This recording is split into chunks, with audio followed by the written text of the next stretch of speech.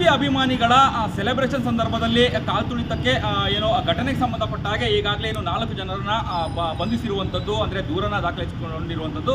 ನಾನೀಗ ಸದ್ಯ ಏನೋ ಬೆಂಗಳೂರಿನ ಕಬ್ಬನ್ ಪಾರ್ಕ್ ಪೊಲೀಸ್ ಠಾಣೆ ಮುಂಭಾಗದಲ್ಲಿದ್ದೀನಿ. ಅಂದರೆ ಏನು ಕಾಲ್ತುಳಿತಕ್ಕೆ ಒಳಗಾದಂತಹ ಘಟನೆ ಹಿನ್ನೆಲೆಯಲ್ಲಿ ಈಗಾಗಲೇ ಏನು ನಿನ್ನೆ 5 ಉನ್ನತ ಅಧಿಕಾರಿಗಳನ್ನು ಸರ್ಕಾರ ಅಮಾನತು ಮಾಡಿತ್ತು.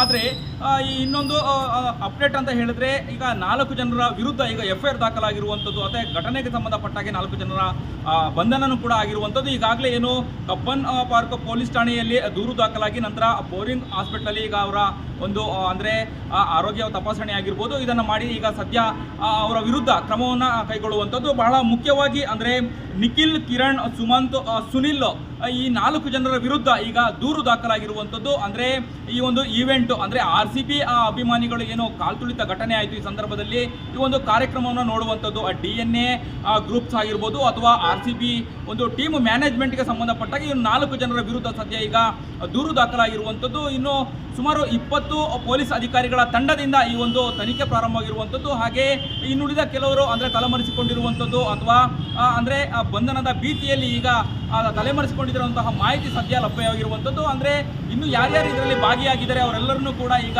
ಪರಿಶೀಲನೆ ಮಾಡಿ ಅಂದರೆ ಅವರನ್ನು ಕೂಡ ಅರೆಸ್ಟ್ ಮಾಡಿ ತನಿಖೆಗೆ ಒಳಪಡಿಸುವಂಥ ಎಲ್ಲ ಒಂದು ಸನ್ನಿವೇಶಗಳಿರುವಂಥದ್ದು. ಈಗಾಗಲೇ ಏನು ನಿನ್ನೆ 5 ಜನ ಉನ್ನತ ಪೊಲೀಸ್ ಅಧಿಕಾರಿಗಳನ್ನು ಅಮಾನತು ಮಾಡಿದರೆ ಇವತ್ತು ಅಂದರೆ ಕಾರ್ಯಕ್ರಮವನ್ನು ಆಯೋಜನೆ ಮಾಡಿದಂತಹ DNA ಗ್ರೂಪ್ ಆಗಿರ್ಬೋದು ಅಥವಾ ಕ್ರಿಕೆಟ್ ಅಂದರೆ ಸೆಲೆಬ್ರೇಷನ್ RCB ತಂಡ ಏನು ಬೆಂಗಳೂರಿಗೆ ಬಂದ ಸಂದರ್ಭದಲ್ಲಿ ಈ ಒಂದು ಕಾರ್ಯಕ್ರಮವನ್ನು ಆಯೋಜನೆ ಮಾಡಿದಂಥ ಅಂದರೆ ಚಿನ್ನಸ್ವಾಮಿ ಕ್ರೀಡಾಂಗಣದಲ್ಲಿ ಆಯೋಜನೆ ಮಾಡಿದಂಥ ಈ ಒಂದು ಕಾರ್ಯಕ್ರಮ ಯಾರೆಲ್ಲ ಕಾರ್ಯಕ್ರಮವನ್ನು ಈವೆಂಟ್ ಮ್ಯಾನೇಜ್ಮೆಂಟ್ ಮಾಡಿದ್ರು, ಈ ಒಂದು 4 ಜನರ ವಿರುದ್ಧ ಈಗ ಸದ್ಯ FIR ದಾಖಲಾಗಿದೆ. ಕಾನೂನು ರೀತಿಯ ಕ್ರಮವನ್ನು ಜರುಗಿಸಲಿಕ್ಕೆ ಈಗಾಗಲೇ ಏನೋ ಪೊಲೀಸ್ ಅಧಿಕಾರಿಗಳು ಮುಂದಾಗಿರುವಂಥದ್ದು. ಅಂದರೆ 11 ಜನ ಅಮಾಯಕ RCB ಅಭಿಮಾನಿಗಳು ಕಾಲ್ತುಳಿತದಲ್ಲಿ ಸಾವನ್ನಪ್ಪಿದ್ರು. ಇದರಿಂದಾಗಿ ಈಗಾಗಲೇ ಅಂತಾರಾಷ್ಟ್ರೀಯ ಮಟ್ಟದಲ್ಲಿ ಕೂಡ ಈ ಒಂದು ಸುದ್ದಿ ಅಂದರೆ ದೊಡ್ಡ ಮಟ್ಟದಲ್ಲಿ ಆಗ್ತಿರುವಂಥದ್ದು.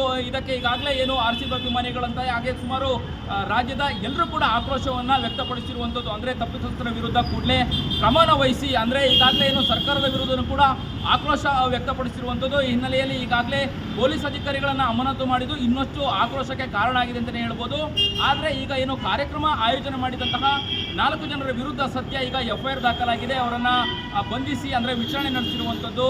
ಯಾವ ಅಂದರೆ ಎಲ್ಲಿ ಲೋಪ ಆಯಿತು, ಎಲ್ಲಿ ಎಡವಿದ್ರು, ಯಾಕೆ ಈ ರೀತಿಯಾದಂತಹ ಸಮಸ್ಯೆಗಳಾಯಿತು, 11 ಜನರ ಅಭಿಮಾನಿಗಳು ಅಂದರೆ RCB ಅಭಿಮಾನಿಗಳ ಅಮಾಯಕರ ಜೀವ ಹೋಯಿತು, ಇದಕ್ಕೆ ಕಾರಣ ಯಾರು, ಎಲ್ಲಿ ಸಮಸ್ಯೆಗಳಾಯಿತು ಅನ್ನುವುದರ ಬಗ್ಗೆ ತನಿಖೆ ಸಂಪೂರ್ಣವಾದಂತಹ ತನಿಖೆಯನ್ನು ಸದ್ಯ ಈಗ ಪೊಲೀಸರು ಮಾಡ್ತಿರುವಂಥದ್ದು. ಮುಂದಿನ ಬೆಳವಣಿಗೆ ಯಾವ ರೀತಿಯಾಗಿ ಆಗುತ್ತೆ ಅಥವಾ ತಲೆಮರೆಸಿಕೊಂಡಂಥವ್ರನ್ನ ಯಾವ ರೀತಿಯಾಗಿ ತಲಾಶ್ ಮಾಡ್ತಾರೆ, ಅವ್ರನ್ನ ಯಾವ ರೀತಿ ಹುಡುಕಿ ಅವರನ್ನು ಬಂಧಿಸ್ತಾರೆ ಅನ್ನುವಂಥದ್ದು ಈಗ ದೊಡ್ಡ ಪೊಲೀಸರಿಗೆ ಚಾಲೆಂಜ್ ಅಂತಲೇ ಹೇಳ್ಬೋದು. ಕ್ಯಾಮ್ರಾ ಪರ್ಸನ್ ಉಲ್ಲಾಸ್ ಜೊತೆ ಅಭಿಜಿತ್ ಗಣೇಶ್, ಕರ್ನಾಟಕ TV, ಬೆಂಗಳೂರು. ನಾನು 86 kg ಇದ್ದವಳು 71 kg ಬಂದಿದ್ದೀನಿ. ವಯಸ್ಸಾದ್ಮೇಲೆ ಸ್ಮಾರ್ಟ್ ಆಗಿ ಕಾಣ್ತೀರಾ ಅಂದ್ರೆ ಜಿನ್ನಿ. 126 kg ವೇಟ್ ಇದ್ದು ನಾವು ಈಗ 114 kg ಲೆಕ್ಕ ಬಂದಿದ್ದೀವಿ. ಯಾವುದೇ ಸೈಡ್ ಎಫೆಕ್ಟ್ ಆಗಿಲ್ಲ. 84 ರಿಂದ 50 kg ಬಂದೆ. ಆಮೇಲೆ ಸಣ್ಣಗೆ ಫಿಟ್ ಆಗಿದ್ದೀನಿ. ಅದಕ್ಕೆ ನಾನು ಯೂಸ್ ಮಾಡ್ತಾ ಇರೋದು ಜೀನಿ ಸ್ಲಿಮ್. ಬೆಂಗಳೂರಿನ ಬೆಸ್ಟ್ ನೀಟ್ ಕೋಚಿಂಗ್ ಅಕಾಡೆಮಿ ಅಂದ್ರೆ excellence NEET academy. NEET crash course and NEET long term coaching admission ಪ್ರಾರಂಭ. ಈ ಕೂಡಲೇ ಸಂಪರ್ಕಿಸಿ.